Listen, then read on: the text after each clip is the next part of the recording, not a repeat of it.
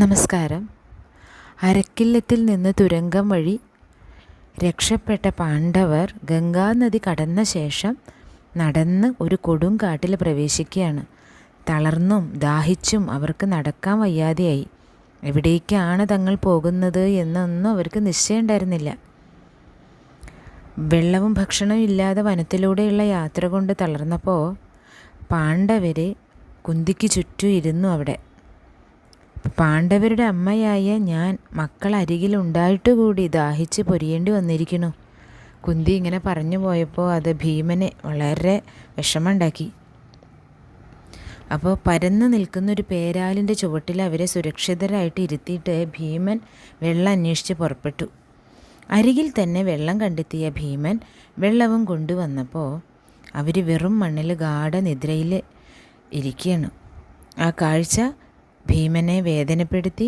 തങ്ങൾക്ക് ധാർത്തരാഷ്ട്രന്മാരിൽ നിന്ന് നേരിടേണ്ടി വന്ന അനുഭവങ്ങൾ ഓർക്കും തോറും ഭീമൻ ദേഷ്യത്താൽ കത്തിപ്പടരുകയാണ്. അവരോടൊക്കെ പ്രതികാരം ചെയ്യണമെന്നുള്ള മോഹം ഉള്ളിൽ ജ്വലിച്ചുകൊണ്ടേയിരുന്നു. ഞാൻ എന്ത് ചെയ്യും? തൻ്റെ ജ്യേഷ്ഠനും ധർമ്മശീലനുമായ നൃപശ്രേഷ്ഠൻ യുധിഷ്ഠിരൻ അവരിൽ ചൊടിക്കുന്നില്ലല്ലോ എന്ന് ഒരു നെടുവീർപ്പോടെ ഭീമൻ ഓർത്തു. വളരെ ശാന്തപ്രകൃതമാണ് അല്ലേ യുധിഷ്ഠിരൻ്റെ. അപ്പോൾ ആ കാട്ടിൽ വളരെ ദുഃഖിതനായി ഇങ്ങനെ ചിന്താമഗ്നനായിട്ട് നിൽക്കുകയാണ് ഭീമൻ. അപ്പോൾ ആ കാട്ടിൽ നിന്ന് അത്ര ദൂരത്തിലല്ല നഗരം എന്ന് അനുമാനിച്ച് ഉണർന്നിരുന്ന് അവരെ കാക്കാമെന്ന് നിശ്ചയിക്കുകയും ചെയ്തു ഭീമനെ. അവർ വിശ്രമിക്കുന്നിടത്ത് നിന്ന് അകലെയല്ലാതെ ഒരാൽമരത്തിലിരുന്ന ഹിഡുംബൻ എന്ന രാക്ഷസൻ അവരവിടെ കിടക്കുന്നത് കണ്ടു. ആ കാഴ്ച മനുഷ്യ മാംസക്കൊതിയനായ അവന് സഹിച്ചില്ല. മഹാകായനും മഹാബലനുമായിട്ടുള്ള അവൻ മനുഷ്യ മാംസഗന്ധം ശ്വസിച്ച് തൻ്റെ സഹോദരിയായ ഹിഡുംബിയെ വിളിച്ചു പറഞ്ഞു, അവിടെ കിടക്കുന്നത് ആരാണെന്ന് നോക്കൂ, ആ ഉറങ്ങുന്നവർ. അവരെയൊക്കെ കൊന്ന് വേഗം കൊണ്ടുവരൂ. അവരുടെ മാംസം ഉരിഞ്ഞെടുത്ത് നമുക്ക് ഇഷ്ടം പോലെ തിന്നാം. സഹോദരൻ്റെ കൽപ്പനയനുസരിച്ച് ഹിഡുംബി ഉറങ്ങിക്കിടക്കുന്ന പാണ്ഡവർക്കരികിൽ ചെന്നു. അവർക്കരികിൽ ഉറങ്ങാതെ കാവലിരിക്കുന്ന ഭീമനിൽ ഓമനിക്കത്തക്ക സൗന്ദര്യ സമ്പത്ത് അവൾ കണ്ടെത്തി. അവൾക്ക് അവനിൽ അനുരാഗം ജനിച്ചു. ഭീമൻ തനിക്ക് അനുരൂപനായ ഭർത്താവായിരിക്കുമെന്നു തന്നെ ആ രാക്ഷസിക്ക് ഉറപ്പായി. അവനെ ഭർത്താവായി ലഭിച്ചിരുന്നെങ്കിൽ എന്നവൾ ആശിച്ചു. ഭീമന് നേരെ ഉണ്ടായ ഈ വികാരവായ്പ് കാരണം തൻ്റെ ദൗത്യം മറികടക്കാൻ തന്നെ അവൾ തീരുമാനിച്ചു. ഞാനിവനെ ഉപദ്രവിക്കയില്ല. ജ്യേഷ്ഠൻ പറഞ്ഞ പ്രകാരം ക്രൂരമായ വാക്കുകൾ പറയുകയോ ക്രൂരകർമ്മം ചെയ്യുകയോ ഉണ്ടാകില്ല. ഹിഡുംബി എന്താ ചെയ്തത്? ഒരു സുന്ദരിയായ മനുഷ്യ സ്ത്രീയുടെ വേഷം പൂണ്ട് മന്ദം മന്ദം ഭീമൻ്റെ അടുത്തേക്ക് ഇങ്ങനെ ചെന്നു. അവരൊക്കെ ആരാണെന്നും എവിടെ നിന്ന് വരുന്നു എന്നും അവൾ ചോദിച്ചു. രാക്ഷസന്മാരുടെ വിഹാരരംഗമായ ഈ കാട്ടിൽ എങ്ങനെ എത്തി? തൻ്റെ ജ്യേഷ്ഠനായ ഹിഡുംബൻ തന്നെ അയച്ചിരിക്കുന്നത് അവരെ കൊന്ന് മാംസം കൊണ്ടു ചെല്ലാനാണെന്നും പറഞ്ഞു. സാക്ഷാൽ ദേവകുമാരനെ പോലെ സുന്ദരനായ ഭീമനെ കണ്ടപ്പോൾ മറ്റൊരാൾ തനിക്ക് ഭർത്താവാകണം എന്ന മോഹമില്ലാതായി എന്ന് പറഞ്ഞ അവൾ തന്നെ സ്വീകരിക്കാൻ ഭീമനോട് അപേക്ഷിക്കുകയാണ്. മനുഷ്യരെ തിന്നുന്ന രാക്ഷസരിൽ നിന്നും താൻ അവരെ രക്ഷിക്കാമെന്നും തന്നോടൊപ്പം ആകാശത്തിലോ മറ്റെവിടെയെങ്കിലുമൊക്കെ ഇഷ്ടം പോലെ സഞ്ചരിക്കാമെന്നും പറയാണ് ഹിഡുംബി.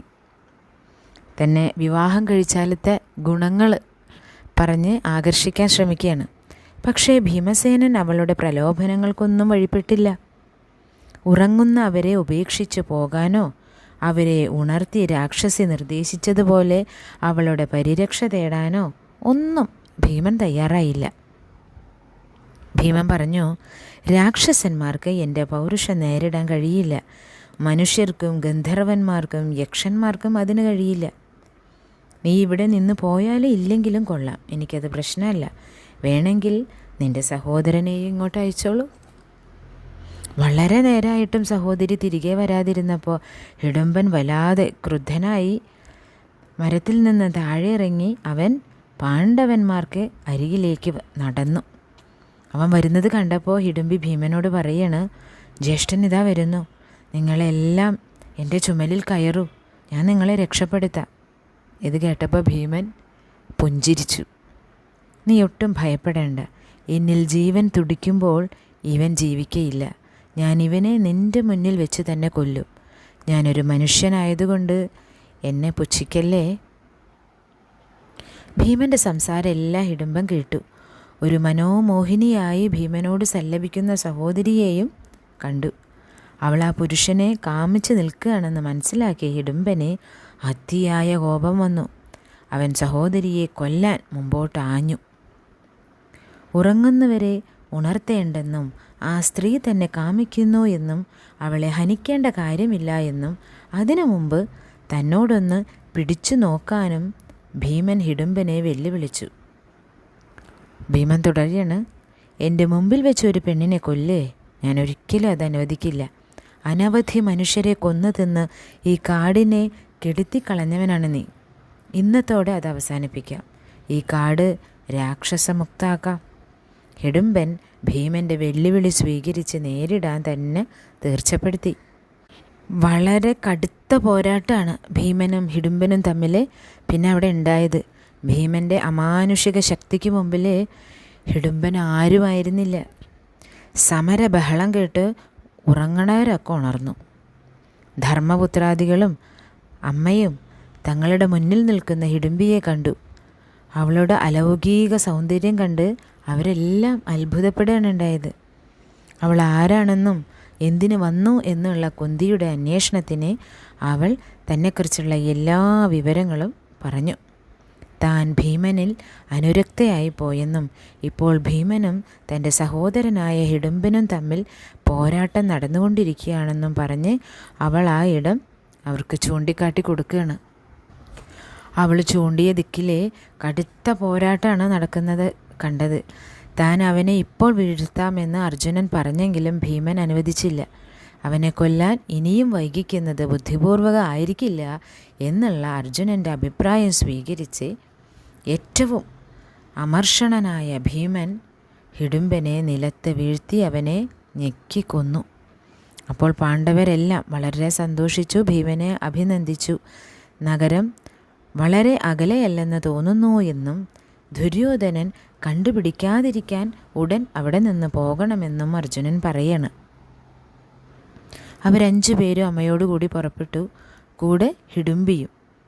ഹിഡുമ്പി കുന്തിയെ കൈകൂപ്പി അഭിവാദ്യം ചെയ്തുകൊണ്ട് പറയാണ്, ഭർത്താവായി മനസ്സാവരിച്ച ഭവതിയുടെ വീരനായ പുത്രനും ഭവതിയും എന്നെ ഉപേക്ഷിക്കുകയാണെങ്കിൽ ഞാൻ ജീവിച്ചിരിക്കില്ല. എന്നിൽ കൃപയുണ്ടായി മകനായ ഇവനെ എന്നോട് ചേർക്കാൻ ഞാൻ അപേക്ഷിക്കുകയാണ്. എപ്പോൾ മനസ്സിൽ ധ്യാനിച്ചാലും താൻ വന്ന് അവരെ കൊണ്ടുപോയിക്കൊള്ളാമെന്നും ഏത് ദുർഘട ദിക്കിലും അവരെ കടത്തിവിടാമെന്നും അവൾ പറഞ്ഞു. ഭീമൻ അവളുമായി ചേരുന്നതിന് യുധിഷ്ഠിരൻ അനുവദിച്ചു. അസ്തമിക്കുന്നത് വരെ അവനോടുകൂടി കഴിഞ്ഞ് രാത്രിയായാൽ നിത്യേന ഭീമനെ തങ്ങൾക്കരികിലേക്ക് കൊണ്ടുവരണമെന്ന വ്യവസ്ഥ അങ്ങനെയൊരു അനുവാദത്തോടൊപ്പം ഉണ്ടായിരുന്നു. അവൾ അതിന് സമ്മതിച്ചപ്പോൾ ഭീമൻ പറഞ്ഞു, അവൾക്ക് ഒരു പുത്രനുണ്ടാകുന്നത് വരെ ഞാൻ അവളോടൊത്ത് താമസിക്കാം, ജീവിക്കാം. അതിന് സമ്മതിച്ച ഹിഡുമ്പി ഭീമസേനനെയും എടുത്ത് മേൽപോട്ടുയർന്നു. പല രമ്യ സ്ഥലങ്ങളിലും അവൾ ഭീമനോടൊത്ത് സന്തോഷപൂർവ്വം കഴിച്ചുകൂട്ടി. ഭീമനായിട്ടുള്ള ദാമ്പത്യത്തിൽ നിന്നും അവൾക്ക് ശക്തനായൊരു പുത്രൻ ജനിക്കുന്നുണ്ട്. അവന് ഘടോൽക്കജൻ എന്ന് പേരിട്ടു. ഘടോൽക്കജന് പാണ്ഡവന്മാരിൽ അതിയായ കൂറായിരുന്നു. പാണ്ഡവർക്ക് അവൻ ഇഷ്ടനുമായിരുന്നു. കുന്തിയോടൊപ്പമുള്ള പാണ്ഡവരെ നമസ്കരിച്ച് അവൻ ചോദിച്ചു, ഞാൻ എന്തു വേണമെന്ന് കൽപ്പിച്ചാലും? അപ്പോൾ കുന്തി പറഞ്ഞു, മോനെ, നീ കുരുവംശത്തിൽ പിറന്നവനാണ്, ഭീമസേന സമനാണ്. ഇവർ5 പേർക്കും നീ മൂത്ത പുത്രനാണ്. നീ ഞങ്ങളെ എപ്പോഴും സഹായിക്കണം. കൈ കൂപ്പിക്കൊണ്ട് ഘടോൽക്കജൻ പറയാണ്, പിതാക്കളെ, ആവശ്യം വരുമ്പോൾ എൻ്റെ സാന്നിധ്യം വേണമെന്ന് തോന്നുമ്പോൾ എന്നെ സ്മരിച്ചാൽ ഞാൻ ഉടൻ നിങ്ങളുടെ മുമ്പിലുണ്ടായിരിക്കും. ഞാനിപ്പോൾ പോകട്ടെ. ഘടോൽക്കജൻ അവരോട് യാത്ര പറഞ്ഞ് വടക്കോട്ട് പോയി. മുനിവേഷം ധരിച്ചും പലപ്പോഴും അമ്മയെ തോളിലെടുത്തും പല രാജ്യങ്ങളും കടന്ന് പാണ്ഡവന്മാർ കാട്ടിലൂടെ വളരെ ദൂരം സഞ്ചരിച്ചു. മാർഗമധ്യേ അപ്രതീക്ഷിതമായിട്ട് അവരൊരാളെ കാണുന്നുണ്ട്. അതാരാ? പിതാമഹനായ വേദവ്യാസ മഹർഷി, ഈ കാവ്യരചയിതാവ്. അങ്ങനെ അവർ അപ്രതീക്ഷിതമായിട്ട് വേദവ്യാസ മഹർഷിയെ കണ്ടപ്പോൾ അമ്മയോടൊപ്പം മഹർഷിയുടെ മുമ്പിൽ കൈകൂപ്പി നിന്നു. ഈ ആപത്തിനെക്കുറിച്ച് തനിക്ക് മുമ്പ് തന്നെ അറിയായിരുന്നു എന്ന് മഹർഷി പറയാണ്. അദ്ദേഹം തുടർന്നു, നിങ്ങളെ ധാർത്തരാഷ്ട്രന്മാർ അകറ്റി പാർപ്പിച്ചതും ഞാൻ അറിഞ്ഞു. നിങ്ങൾക്ക് ഹിതം ചെയ്യാനാണ് ഞാനിപ്പോഴിവിടെ എത്തിയത്. സംഭവിച്ചതെല്ലാം ഓർത്ത് നിങ്ങൾ ഒട്ടും വിഷമിക്കരുത്. ഭാവിയിലെ അതൊക്കെ നിങ്ങൾക്ക് സൗഖ്യമായേ പരിണമിക്കൂ. ഈ സ്ഥലത്തിനടുത്ത് നിങ്ങളൊരു പുരം കാണും. അവിടെ നിങ്ങൾ രഹസ്യമായിട്ട് പാർക്കണം. ഞാൻ വീണ്ടും നിങ്ങൾക്കരികിൽ വരുന്നത് വരെ നിങ്ങളവിടെ വേഷം മാറി താമസിക്കുക. ഇങ്ങനെ പറഞ്ഞ് വ്യാസ മഹർഷി അവരെ കൂട്ടിക്കൊണ്ടു പോവാണ് ഏകചക്രയിലേക്ക്. എന്നിട്ട് അവിടെ ആക്കി. യാത്രക്കിടയിൽ അദ്ദേഹം കുന്തിയെ വളരെയേറെ സാന്ത്വനിപ്പിക്കുന്നുണ്ട്. അദ്ദേഹം അവരെ ഒരു ബ്രാഹ്മണ മന്ദിരത്തിൽ താമസിപ്പിച്ചുകൊണ്ട് യുധിഷ്ഠിരനോട് പറഞ്ഞു, 1 മാസക്കാലം നിങ്ങളിവിടെ താമസിക്കുക. ഞാൻ വന്ന് വീണ്ടും നിങ്ങളെ കാണാം. ദേശവും കാലവും അറിഞ്ഞു ജീവിക്കുന്നവർക്ക് ക്ലേശങ്ങളൊക്കെ നീങ്ങി സന്തോഷം ഉണ്ടാകും. മഹർഷി പറയാണ്. ഇത്രയും പറഞ്ഞുകൊണ്ട് അദ്ദേഹം വ്യാസമഹർഷി തിരികെ പോയി. ഇന്ന് ഇത്ര മാത്രം. എല്ലാവർക്കും ഭഗവാന്റെ അനുഗ്രഹം ഉണ്ടാവട്ടെ.